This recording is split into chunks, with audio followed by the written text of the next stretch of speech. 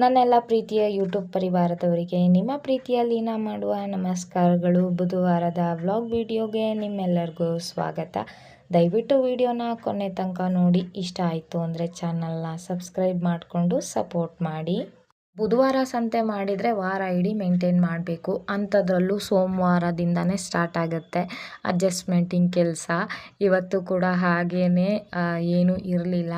ಆದರೂ ಬೆಳಗ್ಗೆಗೆ ಒಂದು time adjust ಆದರೆ ಸಾಯಂಕಾಲ ಸಂತೆ ಅಲ್ವಾ, ಏನಾದರೂ ಮಾರ್ಕೆಟಿಂದ ತರ್ತಾರೆ ತರಕಾರಿಗಳೆಲ್ಲ ಅಂದ್ಕೊಂಡು ಒಂದೇ ಒಂದು ಸೋರೆಕಾಯಿ ಇತ್ತು. ಅದರದ್ದೇ ಪಲ್ಯ ಮಾಡ್ಕೊಳ್ಳೋಣ ಅಂತೇಳ್ಬಿಟ್ಟು ಅದನ್ನೆಲ್ಲ ಕ್ಲೀನಾಗಿ ಕಟ್ ಮಾಡಿದೆ. ನಮ್ಮ ಮನೆಯವರು ಸ್ವಲ್ಪ ಹೆಲ್ಪ್ ಮಾಡಿದರು. ಅದಕ್ಕೆ ಸ್ವಲ್ಪ ಅರಿಶಿನ ಪುಡಿ ಮತ್ತು ಉಪ್ಪು ಎಲ್ಲ ಹಾಕಿ ಚೆನ್ನಾಗಿ ಬೇಯಕ್ಕಿಟ್ಟು ಅಗಸೆ ಬೀಜನ ಒಂದು ಸ್ವಲ್ಪ ಲೈಟಾಗಿ ಹುರ್ಕೊಂಡು ಅದನ್ನು ಪೌಡ್ರು ಮಾಡಿಕೊಂಡು ಪಲ್ಯಕ್ಕೆ ಒಗ್ಗರಣೆ ಎಲ್ಲ ಹಾಕ್ಕೊಂಡು ಲಾಸ್ಟಿಗೆ ಇಳಿಸೋ ಟೈಮ್ನಲ್ಲಿ ಈ ಅಗಸೆ ಬೀಜದ ಪೌಡ್ರನ್ನ ಸೋರೆಕಾಯಿಗೆ ಹಾಕಿದರೆ ತುಂಬಾ ಟೇಸ್ಟಾಗಿರುತ್ತೆ ಪಲ್ಯ. ಅಡುಗೆ ಎಲ್ಲ ಮಾಡಿಬಿಟ್ಟು ಮಕ್ಕಳಿಗೆ ಮನೆಯವ್ರಿಗೆಲ್ಲ ಊಟ ಕೊಟ್ಟೆ. ಅವರು ಎಲ್ಲ ಸ್ಕೂಲ್ಗೆ ಕೆಲಸಕ್ಕೆ ಹೋದರು.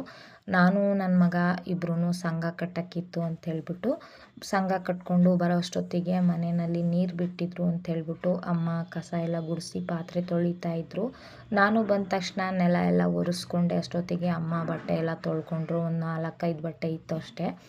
ಆಮೇಲೆ ನಾನು ಮನೆ ಎಲ್ಲ ಕ್ಲೀನಿಂಗ್ ಮಾಡಿಕೊಂಡೆ. ಹೊಟ್ಟೆ ತುಂಬ ಹಸಿತಾಯಿತ್ತು ಅಂತೇಳಿ ಮೊದಲು ಶುಗರ್ನ ಟ್ಯಾಬ್ಲೆಟ್ ತೊಗೊಂಡ್ಬಿಟ್ಟು ಊಟಕ್ಕೆ ಕೂತ್ಕೊಂಡ್ವಿ.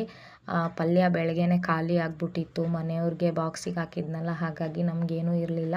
ವೈಟ್ ರೈಸ್ ಇತ್ತು ಅಂತ ಅದಕ್ಕೆ ಮೊಸರು ತಂದು ಮೊಸರನ್ನ ಮಾಡಿಕೊಂಡು ತಿಂದ್ವಿ. ಆಮೇಲೆ ಅಮ್ಮ ಕೂಡ ಕೆಲಸಕ್ಕೆ ಟೈಮ್ ಆಯಿತು ಅಂತ ರೆಡಿಯಾಗಿ ಹೋದರು.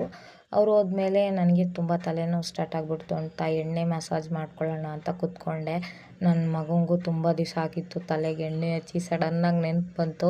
ಅವನಿಗೆ ಮೊದಲು ಎಣ್ಣೆ ಮಾಲೀಶ್ ಮಾಡಿಬಿಟ್ಟು ಆಮೇಲೆ ನಾನು ಸ್ವಲ್ಪ ನವರತ್ನ ಎಣ್ಣೆ ಕೊಬ್ಬರಿ ಎಣ್ಣೆ 2 ಮಿಕ್ಸ್ ಮಾಡಿ ತಲೆಗೆ ಮಸಾಜ್ ಮಾಡಿಕೊಂಡೆ. ಬಟ್ಟೆ ಎಲ್ಲ ಒಣಗಾಕಿದ್ವಲ್ಲ, ಅದೆಲ್ಲ ಸ್ವಲ್ಪ ಒಣಗಿತ್ತು. ಅದನ್ನೆಲ್ಲ ಮಡ್ಚ್ಕೊಳ್ತಾ ಇದ್ದೆ. ನನ್ನ ಮಗ ಬಟ್ಟೆ ಕ್ಲಿಪ್ಪಲ್ಲಿ ಆಟ ಆಡಿಕೊಂಡು ಬಂದು ತೋರಿಸ್ತಾ ಇದ್ದ.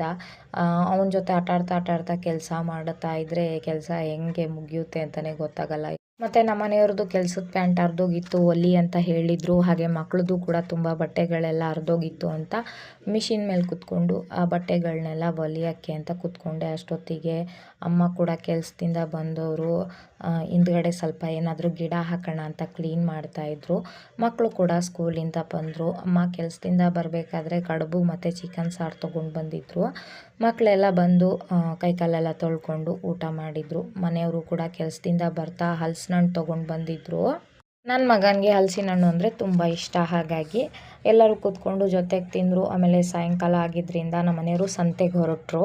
ಮಕ್ಕಳಿಬ್ಬರು ಹೊರಟರು. ಒಬ್ಬಳು ಸ್ಕೂಲಲ್ಲಿ ಫೋಟೋ ಕೇಳಿದ್ದಾರೆ, ಫೋಟೋ ತೆಗೆಸ್ಬೇಕು ಅಂಥೇಳಿ. ಇನ್ನೊಬ್ಳು ಕಿವಿಗೆ ವಾಲೆ ಇಲ್ಲ ಅಂಥೇಳಿ. ನನ್ನ ಮಗ ಹೇಗೋ ಅವರಿಬ್ಬರನ್ನ ಕಳಿಸ್ಕೊಟ್ಟ, ಇಲ್ಲಾಂದರೆ ನಾನು ಬರ್ತೀನಿ ಅಂತ ಹಠ ಮಾಡ್ತಾ ಇದ್ದ. ನಮ್ಮ ಮನೆಯವರು ಸಂತೆ ಮುಗಿಸ್ಕೊಂಡು ಬರೋಕ್ಕೇ 7:30-8 ಗಂಟೆ ಹತ್ರ ಆಗಿಬಿಟ್ಟಿತ್ತು. ತುಂಬಾ ಕತ್ಲೆ ಆಗಿಬಿಟ್ಟಿತ್ತು. ಅವ್ರು ಬಂದ ತಕ್ಷಣ ನನ್ನ ಮಗ ಮೊದಲು ಓಡೋದ, ಏನಾರ ತಿಂಡಿ ತಂದಿರ್ತಾರೆ ಅಂತ ಹೇಳ್ಬಿಟ್ಟು ಬ್ಯಾಗೆಲ್ಲ ಕಿತ್ಕೊಳ್ಳೋಕ್ಕೆ. ಒಬ್ಬೊಬ್ಬರೇ ಒಂದೊಂದು ಕವರ್ ಇಟ್ಕೊಂಡು ಮನೆಗೆ ಎಂಟ್ರಿ ಆದರು. ಆಮೇಲೆ ಅವ್ರು ತಂದಿರೋ ವಸ್ತುಗಳನ್ನೆಲ್ಲ ಏನೇನು ತಂದಿದ್ದೀವಿ ಅಂತ ತೋರಿಸ್ತಾ ಇದ್ರು.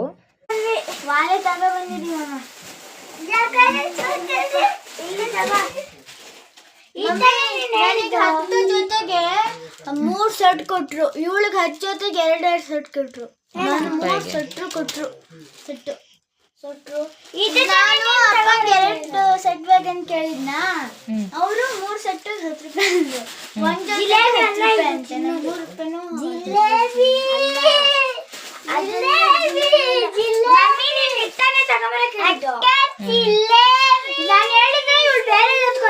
ಬೇರೆದಲ್ಲ ಮಮ್ಮಿ, ಅದನ್ನು ಈ ತರನೇ ಇತ್ತಮ್ಮ. ಸರಿ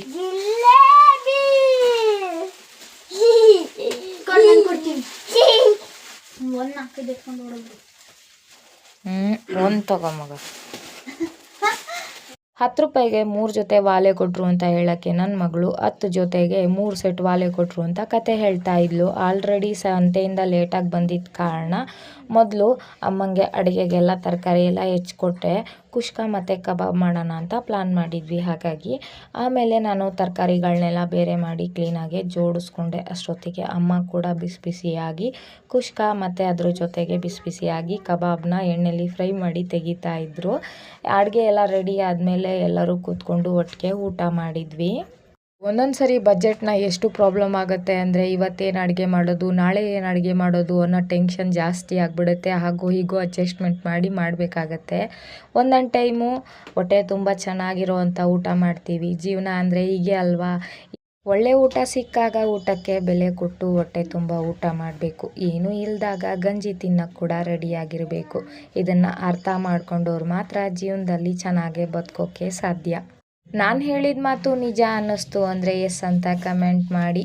ಇವತ್ತಿನ ವ್ಲಾಗ್ ವಿಡಿಯೋ ನಿಮ್ಮೆಲ್ಲರಿಗೂ ಇಷ್ಟ ಆಗಿರುತ್ತೆ ಅಂತ ಅಂದ್ಕೊಳ್ತೀನಿ. ಸಿಗೋಣ ಮತ್ತೊಂದು ಹೊಸ ವ್ಲಾಗ್ ವಿಡಿಯೋದಲ್ಲಿ. ಅಲ್ಲಿ ತನಕ ಎಲ್ಲರಿಗೂ ನಮಸ್ಕಾರ.